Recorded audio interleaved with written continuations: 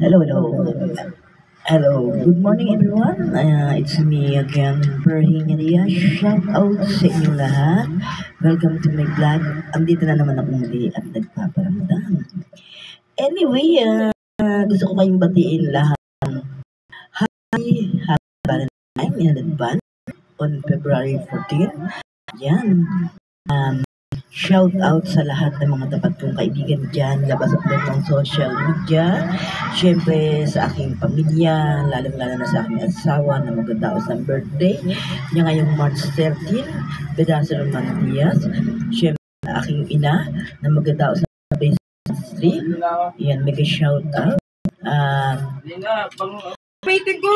Kaya na gumamit ko. Mega shout out sa inyong lahat. Picture ako nga siya doon. Happy birthday sa aking asawa, Bedasa Roman Diaz, syempre sa aking ina na medyo Stretcha.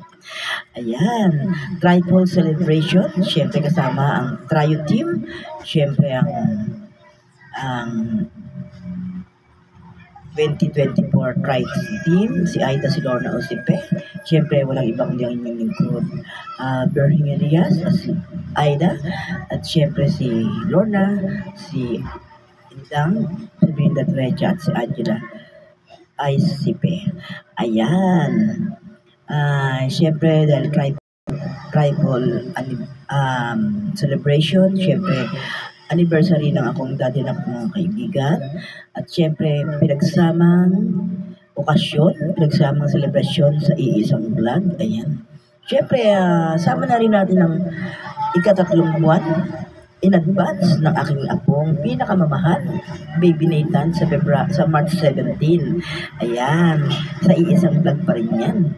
Siyempre, celebration pa rin sa nalalapit na pagtatapos ng aking anak na si Belsay Dagma sa March 14 pa rin. Sa March pa rin po yan. Kaya marami po tayong okasyon ngayon na gaganapin sa buwan ng Marso. Siyempre, pag-iisahin na lang ang vlog. At higit sa lahat, idadaos po ang selebrasyon ito sa March 3. Itatapat po ito sa kaarawan ng aking ina, Remedios Turencia. Siya po ay nasa 88 years old na. Ayan. Gusto kong pasalamatan po ang kanyang caregiver, ang aking kapatid, ang pinakamamahal kong kapatid na si Belinda Turecia, doktora ng Barangay Santa Lumbreras, GMA Cavite. Siya po ang nag-aalaga, nagpapaligo at nag-aasikaso at nagpapakain, nagpapalit ng diaper ng aking ina. Kaya, syempre, alam niyo naman na medyo masela ng sikmura sa dumi. Sarili ka, nadidiri ako. Kaya hindi ko magawang palitan ng diaper ng nanay ko. Kaya, ang kaya ko na lang ibigay ay ang suporta ko para maidao sa kanyang kaarawan, i-vlog, at saka syempre sagot ko na yung video okay para sa kanya. Syempre, andito lang naman ako, nakaalalay ako sa kapatid ko. Pag oras na may kailangan, andito lang naman ako para suportahan ang aming ina. Yan lang po ang pwede kong magawa sa kanya. Dahil ang tanging kapatid ko na si Belinda Turecia, siya lang po ang malakas loob, tsaka matibay ang sigura sa aming magkakapatid. Aminado po ako. Siya lang po ang talagang nakakapag-alaga ng gusto kay mami. Kami po ay suporta lang sa kanya. At yan ay pinaunawa ko naman sa aking ina. Dahil ultimo amoy ng gasolina. Kaya hindi ako makabiyahe-biyahe ng malayo dahil amoy lang ng gasolina. Nasusuka na ako, nahihilo na ako. Kaya, pasintabi, pasensya na kung hindi ako hipokrit ng tao pero totoo po lahat ang sinasabi ko. Kaya gusto ko po samahan niyo ko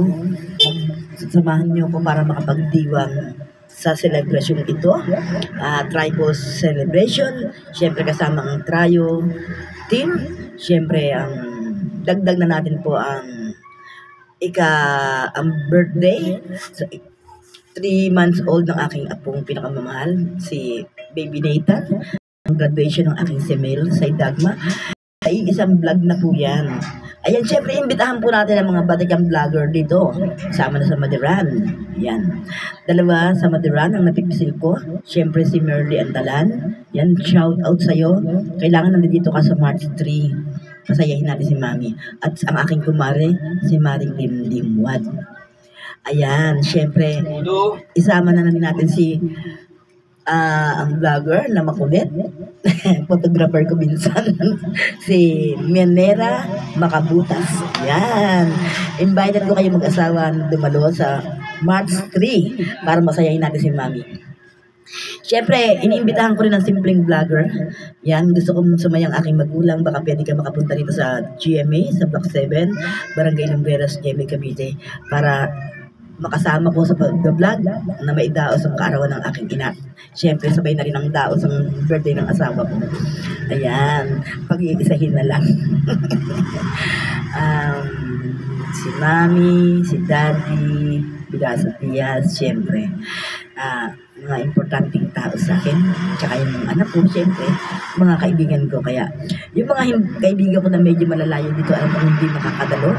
Sapat na po ang makita ko sa aking stream ang happy birthday at tsaka ang congratulations. Sapat na po sa akin yun na nagpaparamdam na concern po kayo sa akin.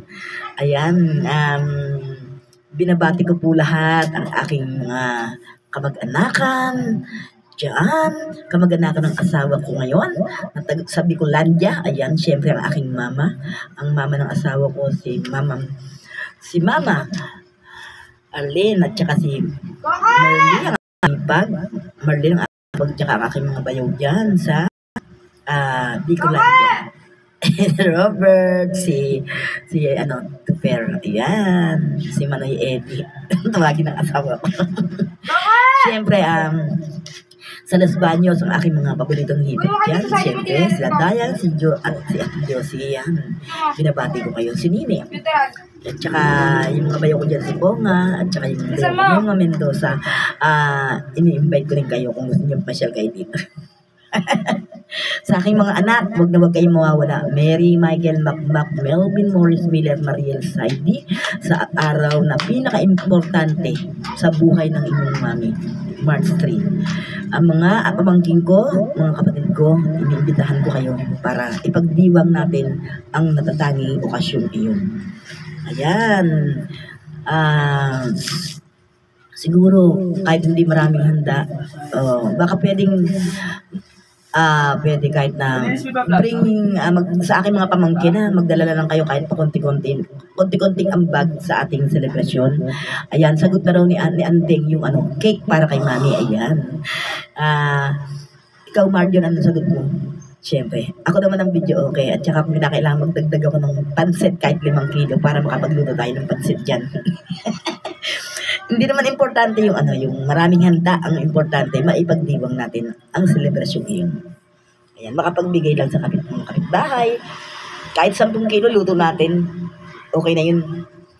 Ayan, hindi ako nangangako pero tutuparin ko po yun. Kaya kahit ayoko na sanang mag-loan, gagawin ko para maidaos kayo okasyon na yun. Ayan. Sagot ko na rin yung tarpaulin ng birthday ni Mami. Ayan, syempre ang tarpaulin na pinag-isa. Syempre andun sa tarpaulin na yun ng trayo. Andun sa tarpaulin ng kami ng daddy ko. Syempre birthday nun, tsaka ng mami ko, at tsaka yung pamilya ko. Nandun sa tarpaulin na ipagagawa ko. Syempre, bilang isang vlogger, syempre nandun din ang page ko, ang akong daddy, anak at mga kaibigan, dahil yun din ang anniversary niya. Hindi ako nagkakamali, nakaka 3 years anniversary na tayo. Sa March 13. Kasi kada mag-birthday yung asawa ko, siyang anniversary ng ako ang daddy, anak at mga kaibigan, ang aking page. Kaya, siguro, susuportahan ko ang kahilingan ng aking kapatid. Yan, si Belinda. At kaming dalawa ang nag-usap nito. Kaya, sana, suportahan niyo ako, aking mga kaibigan. Siyempre, gusto ko i-shout out ang aking mga tapat na kaibigan dyan. Ang aking pamangkin, Tokyo, Japan, Josephine Mendoza, siyempre. Yan, nanood ako ng vlog mo kanina. Shout out ko rin yung mga tapat kong kaibigan dyan. Marami kayo, kaya hindi ko na kayo iisahin. Siyempre, yung taga-Sweden, sila naman taga-Sweden dyan eh. Nakakalimutan kong bagitin yung pangalan mo. At saka si Agravante. Si Agravante. Yan. Yung mga kaibigan kong tapat dyan, labas at loob ng social media. Ayan. Mega shout out sa inyong lahat. Para patanayan ko sa inyo ang pagmamahal ko, bayaan yung handagan ko kayo ng ilang pirasong kanta. At pagkatapos ay ating pag-uusapan Lumakad ka na para pagbalik mo alis na tayo. Ayan, pag-uusapan natin ngayon, ano ba ang kahalagahan? Ang kalagahan ng araw ng mga puso, kahalagahan ng pagmamahal, at ano ba yung tinatawag na sakripisyo ng isang pamilya para hindi masira ang pamumuhay, ang kanyang binuong tahanan. Bakit kailangan ba na maikasalang tao? At bakit kailangan na ipagtibay ito ng batas ng Diyos at saka ng batas ng tao? Ano ba ang kahalagahan ng pagmamahalan ng bawat isa? Kasi po dahil sa araw ng mga puso, gusto ko pong malaman ninyo na lahat na ang pagmamahalan at ang pagmamahal sa sarili, sa kapwa at sa pamilya at pagmamahal sa mga tao, dapat yan hindi ginagawang biro. Dahil kung tayo minahal ng Diyos, hindi niya po ginawang biro. Isinakripisyo niya po ang kanyang buhay, isinakripisyo niya po ang sarili niya para tayo po ay mapaglingkuran, para po tayo ay mahalin, para patunayan po sa ating lahat kung gaano tayo kahalaga sa Kanya, kahit sa kabila ng lahat, sarili niya ang nasaktan niya.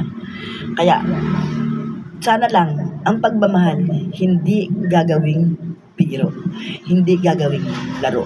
At sana lang, antayin ang tadhana na itinalaga sa atin ng Diyos, dahil ang tadhana, siyang magdidikta sa ating buhay. Huwag po nating madaliin ang ating buhay. Huwag po nating madaliin ang tadhana natin. Kasi dyan po tayo nasisira. Dyan po tayo nalilihis. Kaya nga po, bilang paalala ng Berhinga Diaz podcaster, ako po yun, Berhinga Diaz, vlog ko to, vlog mo to, vlog nating lahat.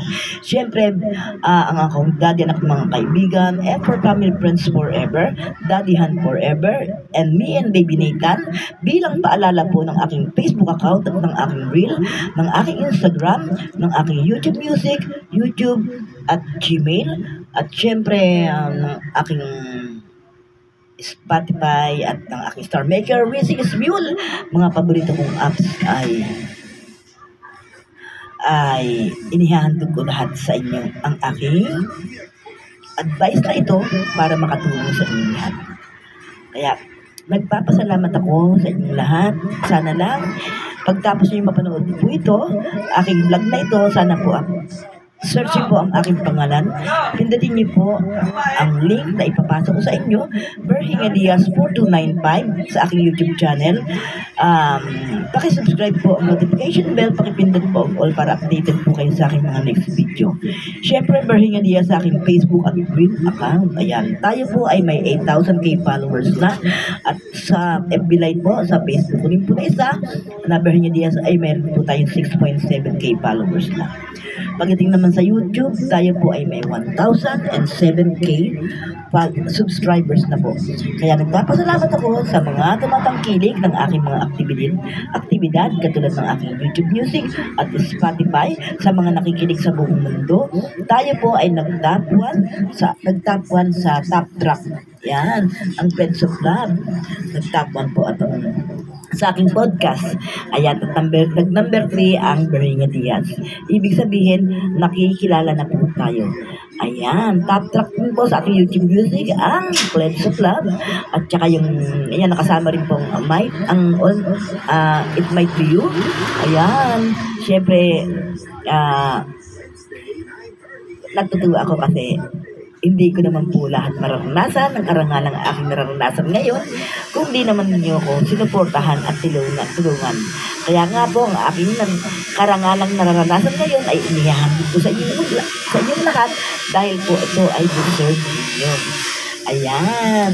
Kaya po, lahat ng paraan ay gagawin ko para makilala ko sa buong mundo, para sumikat ako, para kahit pa paano, sa pamamagitan ng pagsikat ko, maraming hindi malihis, maraming makapakinig ng aking mga vlog tungkol sa kabutihan, tungkol sa mabuting layunin, nang sa ganon, makapagbigay ng advice sa lahat. Bilang gabay ninyo, bilang angel ninyo.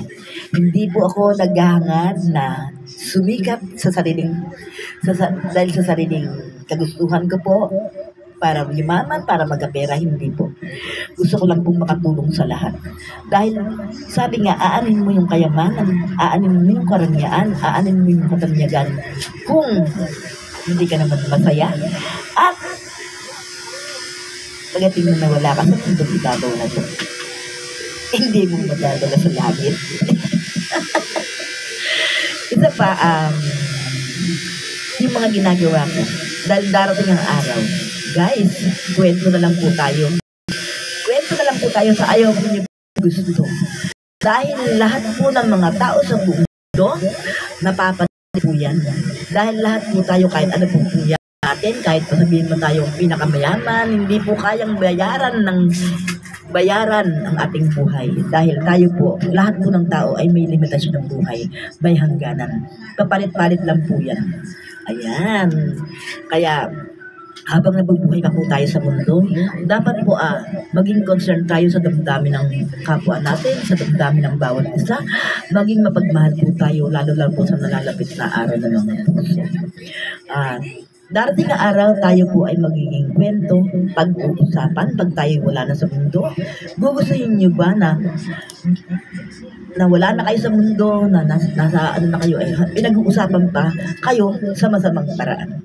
Dapat gumawa kayo ng magandang kwento sa buhay ninyo, na nakagawa kayo ng kabutihan, na kumbaga nakilala kayo dahil sa pagmamahal ng kapwa, pagmamahal ng tao, pagmamahal ng lahat.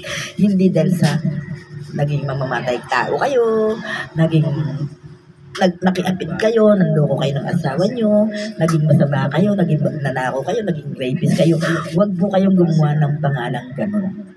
Dahil karangalan at dignidad ninyo nakasalalay dito. Mahalin ninyo ang dignidad, mahalin ninyo ang karangalan ninyo, dahil dangal ng pamilya nyo, dangal ng mga anak nyo ang nakasalalay dito. Dahil sa pagmamahal ko sa inyong lahat, kaya gumawa po ako ng page para kung sakaling maging kwento na lang ako, ay kahit papaano, maganda naman ang ikakwento niya sa akin. Pag-usapan man ako sa mundo, maging kwento man ako, at least masaya at mabuti ang ikakwento ninyo. Marami akong magiging tribute na magpapaalala ng kabutihan ko sa inyo. Tribute na hindi kayang tumbasan ng pera. Siyempre, yung mga nagawa kong video, yung mga ginawa kong page, yung mga litrato ko, yung litrato ng pamilya ko, yung mga pinanggalingan ko, yung mga pangyayari sa buhay ko, kung bakit ba ako sumikat, kung bakit ba ako nakilala. Siyempre, at ang page ko, for Family Friends Forever, ako ang daddy ng mga kaibigan. Ako po ang nag-create nun. Ako po ang may akda nun. Ako po ang kikilalanin sa buong mundo kahit wala na ako. Dahil po, ako ang creator nun. Ayan! At pag ako'y namimiss nyo, nalulungkot na kayo sa mundo, gusto nyo akong makita, dalibasa, wala na ako. Ayan, search Virginia Diaz sa aking Facebook account at sa page ko, ako ang daddy ng aking mga kaibigan. Makikita niyo pa rin ako na masaya, nagbablog, at parang hindi ako nawala sa inyo. Dumating man ang panahon, mananatili kayo sa aking isipan, kaya ginawa kong page na yon dahil sa pagmamahal ko sa inyong lahat. Kaya, isinama ko sa isang page, ang sarili ko, ang daddy ko, ang asawa ko, Bedasa Romano Diaz, at ang mga anak ko. Siyempre, si Mary, si Michael, si Macmac, si Morris, si Melvin, si Miller, si Mariel, at si Saidi. Siyempre. At pagdating sa mga kaibigan, kayong lahat ng mga tapat kong kaibigan ay pasok kayo doon. So, ibig sabihin, tayo pong lahat ang may-ari ng page na yon. Ako lang po ang gumawa nito. Nakikilalanin sa buong mundo. Kaya po, bantayan po ng page na ito. Wag po nating babuhin. Kung gusto po natin mag-post tayo ng mga alala natin, ng mga memories natin, pwede niyo pong gamitin ng page ng Ako ang Daddy Anak ng mga kaibigan na yon. Dahil darating ang araw, yun po ang magiging member nito. Ayan! Kaya po, tayo ay magiging kwento na lang. Kaya sa ngayon, habang ako'y nabubuhay, habang kasama ko yung mga anak ko, habang kasama ko yung apo ko, kasama ko yung asawa ko, ang pamilya ko, ang mga kapatid ko, gagawin kong masaya ang buhay ko. Siyempre kasama ko kayo. Dahil di natin masasabi ang panahon, ayokong dumating ang araw na wala man lang akong ginawa para kayo mapaglingkuran. Kaya kung darating man ang panahon na hindi pa ako matanda, hindi pa ako nawawala sa mundo, ako'y pala rin na suwertihin, siyempre kayo ang number 1 kong tutulungan. Kaya kahit anong mangyari, bayaran man ako ng 1,000,000, bayaran man ako ng trilyon-trilyon, sa kanila na yung pera nila. Dahil kahit kailan, hindi ko kayo ipagpapalit. Hindi kayo ipagpapalit ang akong daddy, anak at mga kaibigan. Dahil kayong lahat ang aking prinsipyo at paninindigan. Sa inyo ako lahat humuhugot ng lakas. Kayong lahat ang aking hininga. At kayong lahat ang nakakapagpasaya sa akin. Kayo lang sapat na para manalangin ako sa Diyos na madagdagan ang aking buhay. Kaya, yung mga gustong sumira sa pamilya ko, gustong sumira sa mga kaibigan ko, gustong sumira sa magandang layunin ko, hindi kayo magtatagumpay dahil kakampi ko ang Diyos, dahil may Diyos kami, may Diyos ako, at may Diyos tayong lahat. Ngayon, yung mga bully, baser, mahal ko pa rin kayo. Kaya lang sana, isipin niyo mabuti kung karapat-dapat ba o mali ba na mambuli kayo ng tao. Huwag niyong hangarin na makasakit kayo ng damdamin ng kapwa niyo. Huwag niyong hangarin na makapanira kayo. Ngayon, yung mga naiinggit dyan, kung naiinggit man kayo, na siya nagiging bunga ng dahilan para magalit kayo sa isang tao, para makapanakit kayo ng damdamin ng isang tao, para makapanira kayo ng damdamin ng isang tao, huwag po kayong mainggit kasi po, bawat inggit, pwede kayong makasira ng buhay. At kung kayo naiinggit, pumikit na lang po kayo at makisama na lang kayo sa aming mga kaibigan, sa aking pamilya, sa aking misyon sa buhay na maging masaya, maging makontento po tayo kung ano yung meron tayo at makapagpasaya. Kaya ngayon po, Valentine, araw ng mga puso, mahalin ang inyong asawa, mahalin ang mga anak, at mahalin nyo ang inyong pamilya. Mahalin nyo ang mga taong naniniwala sa inyong kakayahan. Mahalin nyo ang paninindigan nyo at prinsipyo nyo na kahit kailan hindi nyo pwedeng ibenta dahil dangal at dangal ng pamilya nyo at ng mga taong naniniwala sa inyo ang nakasalalay dito. Kaya nga po, kung sa kayo'y ikakasal at sa aming mga kasal, hindi naman po kami naghuhusga ng mga taong hindi ikinasal. Ang sa amin lang ay advice. Kung kaya nating ituwid ang isang mali, ituwid po natin. Dahil ang isang mali, hindi maitutuwid ng isa pang pagkakamali. Kung kayo po ay hindi ikinasal at andyan na po yan, talagang nagmahal lang kayo at minahal kayo, nagkataong minahal kayo. Yakapin nyo na lang po. Wala na eh. Nagkasala na kayo, ihingi nyo na lang ng tawad sa Diyos. Pero sana naman, ituwid nyo naman kasi kung nangyari na sa inyo yan, uulitin nyo pa. Nagmahal kayo, minahal kayo, kahit hindi kayo kasal. Pero niloko nyo. Nanloko pa rin kayo. Puro na lang panloloko. Ano mangyayari sa inyo? Diba ang sagwa? Wala nang pagkatuwid. It's a mortal sin na. Lalo't nakakapanira kayo ng isang pamilya. Ang kahalagahan po ng isang kasal, ito po, pag-usapan po natin sa lilit, kung bakit napakahalaga ng kasal. Gusto niyo po maintindihan din ako po yung nag-vlog sa aking YouTube channel. Kung gusto niyo po maintindihan ang ibig ko sabihin, pwede po kayong manood sa aking Bernie Diaz 4295 sa aking live tungkol sa kahalagahan ng pagmamahal at ng isang kasal. Katulad nga po ng kasal, napaka-importante po sa isang mag-asawa. Napaka-importante po sa isang mag-partner. Dahil ang pinagsama ng Diyos kahit kailan hindi pwedeng paghiwalayin ng tao. Kaya kung gusto nyo na mag-asawa kayo, siguraduhin yung kukuha kayo ng deserve ninyo na talagang mamahalin kayo, tanggap kayo ang pagkatao nyo, ang pamilya nyo, at kahit kailan hindi kayo lulukuhin. At ganun din naman kayo, pwede na kayong magpakasal.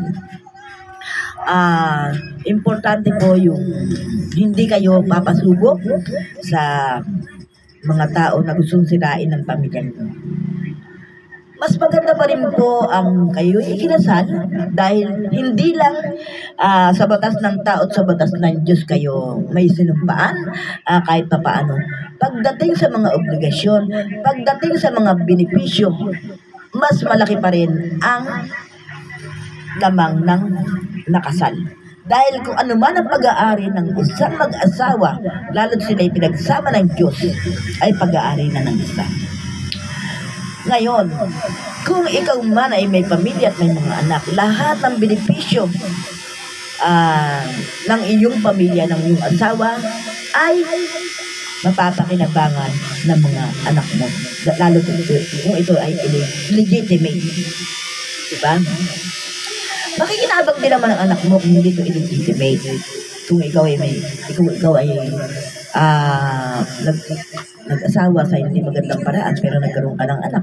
Kung basta ito tinanggap ng iyong pamilya, tinanggap ng kilala mong pamilya, meron din naman pakinabang ang anak mo. Pero mas maganda sana kung yung anak mo ay maayos ang tinatawag na pamilya.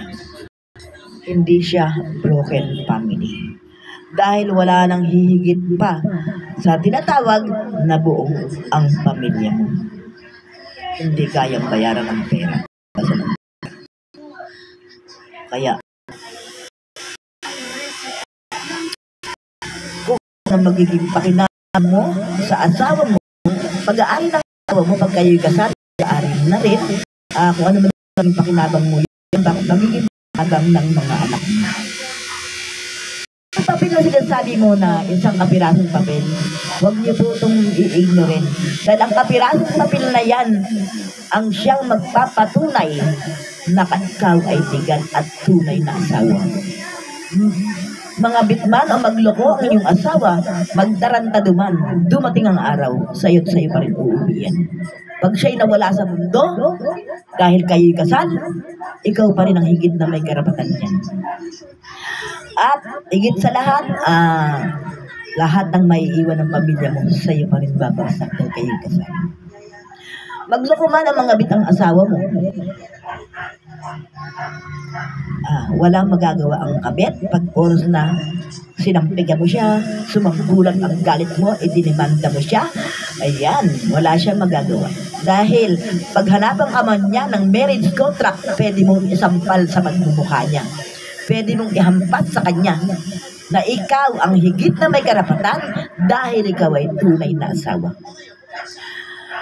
At pag ginawa ng asawa mo yun, o sino man sa inyo, lalo't ito'y may trabaho, lalo't ito'y maayos ang trabaho, hindi kanya pwedeng lukuhin dahil kahit anong oras pwede mo siyang idemanda ng bigamya o adultery sa batas at higit sa lahat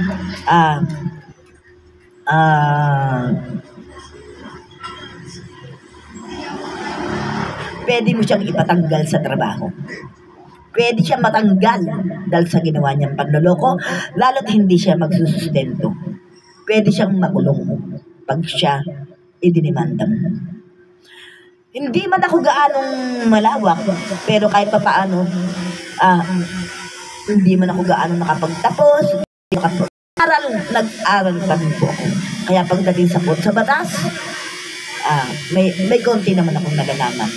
Kaya ina-apply ko po ito sa inyo kung bakit napakahalaga ng isang dokumento. Dokumento na marriage contract, dokumento na katibayan na kayo'y mag-asawa. katibayan na kayo'y inasal. Kaya nga po guys, huwag niyong baliwalain ito. Kayo lang po ang gumagawa ng kapalaran nyo. Kayo lang po ang nagdesisyon to na sirain ang marriage contract nyo dahil sa paniniwala nyo na hindi kayo masaya na maghihiwalay din naman. Dahil sa mga paniniwala nyo, nagpapatuloy kayo sa maling landas na ginagawa nyo, nagpapatuloy kayo sa maling pamamaraan ng pag-aasawa nyo kahit hindi ito legal, dahil sa sinasasabi nyo na ang kapirasong papel ay walang kwenta. Dahil maghihiwalay din naman. Huwag po tayo mag-iisip ng negatibo. Huwag po tayong mag-iisip ng kung ano-ano. Isipin po natin ang positibo na ang importante, yung dangal ng pamilya nyo. Kung kayo'y mag-aasawa, siguraduhin yung mahal nyo at siguraduhin mahal kayo at siguraduhin tanggap ang pamilya nyo at siguraduhin handang magsakripisyo para sa pagmamahalan ninyo. Lagi niyong iisipin ng Diyos para hindi kayo magkamali, para hindi kayo magkasala, na ang pinagsama ng Diyos kahit kailan hindi pwedeng paghiwalay ng tao. Kahit sabihin mo pag minahal ka ng kinakasama mo, kahit sabihin mo binayayaan ka ng anak mo, kahit sabihin mo walang asawa siya sa iba. Pero pag oras na nag-asawa yan, kahit ang dami mo pang pera, kahit may mga anak pa kayo, pag oras na napikot yan, tandaan nyo guys, ano mangyayari sa'yo? Kabit ka pa rin. Na ikaw na kinakasama dahil hindi kayo nagpakasal, napikot, nakasal siya, kabit ka pa rin. Kaya, sinasabi ko sa inyo, importante ang kahalagahan ng ikinasal. Huwag niyong ignorin po ito. Huwag niyong baliwalain ito. Kung hindi niyo gusto tawagin kayong kabit, huwag po kayong kumabit, huwag po kayong kumain ng pakbet para hindi kayo magkasabit-sabit. Lagi niyong iisipin ng Diyos, lagi niyong iisipin ng positibo, huwag kayong iisipin ng at hanapin niyo, antayin niyo ang paghana sa inyo ng Diyos. Dahil kung aantayin niyo ang kapalaran niyo, nakatanda sa inyo, siguraduhin kong hindi maliliit ang landas. Pero kung mamadaliin niyo yung buhay nyo, basta sagpang kayo ng sagpang, makakailan na kayo, 1, 2, 3, hindi na pa rin masaya. Sira pa rin ang pamilya mo. At kahit kailan hindi na mababalik, kung hindi mo tutuwid ang mali sa pagkakamali, lagi na lang ganyan, mag-aasawa ka, hihiwalay ka, mag-aasawa ka, hihiwalay ka, pag hindi nagustuhan, hihiwalay. Kasi hindi ka nga naniniwala sa kasal. Pero anong ginagawa mo? Sinasalaula mo yung buhay mo. Sinasalaula mo yung pamilya mo. Isipin mo, hindi ka, nagkaroon lang kayo ng konting problema, may anak na kayo, nagkaroon lang kayo ng konting problema, hihiwalayan mo siya. Tapos dahil nga ganun, imbes na ayusin mo yung buhay, pag-uusapan ng maayos, para sa anak mo, ngayon nagloko siya, nagkaanak sa iba, nagloko ka rin. Ano mangyayari sa buhay nyo? Sa buhay ng anak nyo? Wala nang sentro. Kawawa naman. Hindi habang panahon buhay ang mga inaasahan nyo. Dapat kayo pa lang matuto kayong manindigan, matuto kayong mag-ano sa sarili ninyo. Alang-alang sa mga anak ninyo.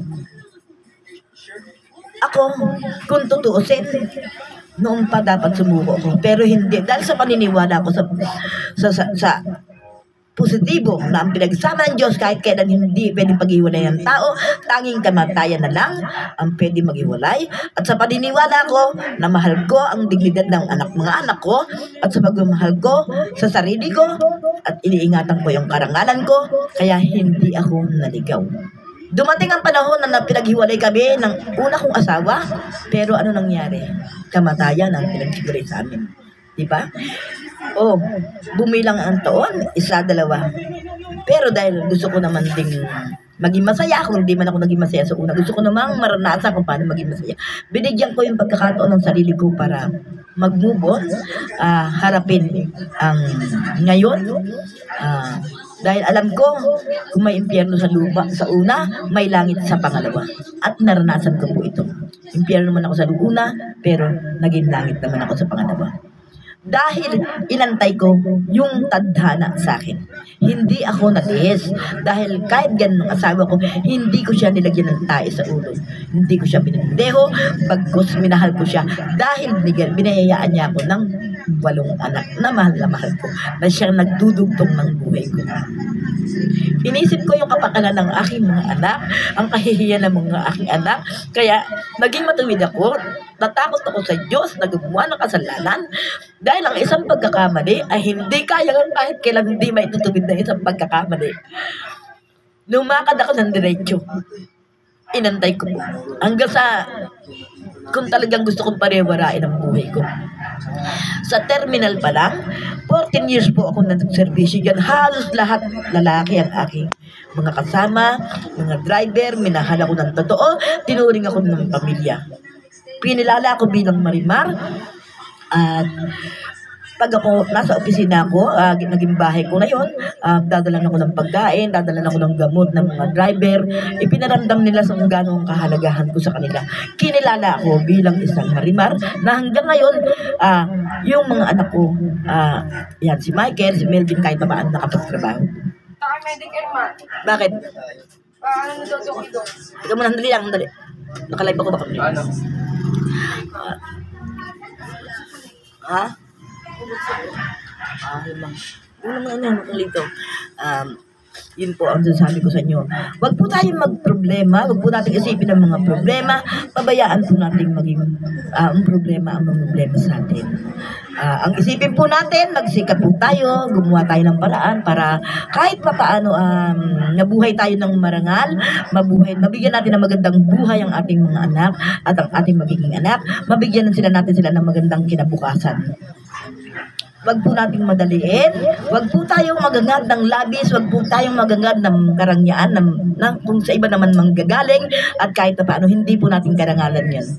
Kaya kahit ako ganito, nagmana sa akin ng mga anak ko. Aaminin ko sa inyo totoo, dahil hindi ako nadihis, hindi kami tumitingin sa pera, dahil pera ng ibang tao ang aming ikayayaman. Gusto namin kung mag-aangat kami, kung magkakapera kami, sa sariling paraan namin, sa sariling paraan ng pamilya ko, sa sariling pagsisikap namin, hindi dahil sa nanggamit kami ng tao. Okay lang kung sadyang itinulong at tulong sa amin, hindi dahil sa hiningi namin. Kaya, maraming salamat po sa inyong lahat. Tandaan nyo to, lagi inyong isipin. Sa February 14, pagmamahalan. At huwag kasakiman, huwag kademonyuhan, huwag ka lang walang yaan ang iisipin ninyo. Lagi nyo isipin na may Diyos tayo na nagmamahal sa atin. Kaya, bilang pasasalamat sa inyong lahat, mega shout out sa lahat ng 8K followers at 6.7 followers dyan, at sa 1.7K subscribers dyan, sa aking mga listeners dyan, mega shout out sa inyong lahat. Sana habang buhay, maging masaya kayo sa piling ng mga taong mahal niyo. Happy Valentine! At hahandugan ko kayo ng isang makabagbag damdamin na mapagpapatunay kung gaano kayo kahalaga sa akin. Sana magustuhan ninyo at sana pagtapos ng video ko na to, huwag niyo pong skip, panoorin niyo po. Dahil hindi lang niyo ito mapapanood sa Facebook, mapapanood niyo rin po sa YouTube ko to, Berhinga Diaz 4295. Please subscribe, pakipindot po ang notification bell, pakipindot po ang all para updated po kayo sa aking mga next video. Mapapanood niyo rin po to sa aking Facebook, sa aking Instagram. Ayan, kaya sana mag-ingat kayong lagi hanggat ko ang inyong swerteng lahat. Sana huwag kayong pabayaan ng Diyos, gabayan kayo, at sana makadalo kayo sa aking cryo celebration. Kaya, ang kanta kong ito para sa inyo lahat.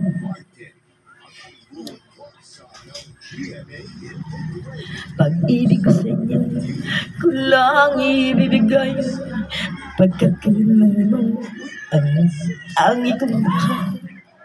Lumayo ka man, ako'y maghintay. Ganyan kamahal sa aking buhay. ay lagi nang masaya. Buhat ng tayo ay pinag-isa. Dedicate this song to my husband. Happy birthday, Bedasa Romano Diaz. Mahal ko kayo, pagkat mahal ko kayo. Iniisip nila ay hindi mahalaga. Mahal ko kayo, maging sino man kayo. Ayan guys, totoo po, mahal na mahal ko kayo. Wala kayong katumbas sa halaga. Para sa akin, hindi kayo kayang bayaran ng pera. Kayo ang pinaka-importante. Kayo ang aking hiniga. Kayo ang aking buhay. Maraming salamat. At sana mag-ingat kayo. Good luck sa inyo lahat. Sa ating lahat. Love you all. Love you all and thank you for watching.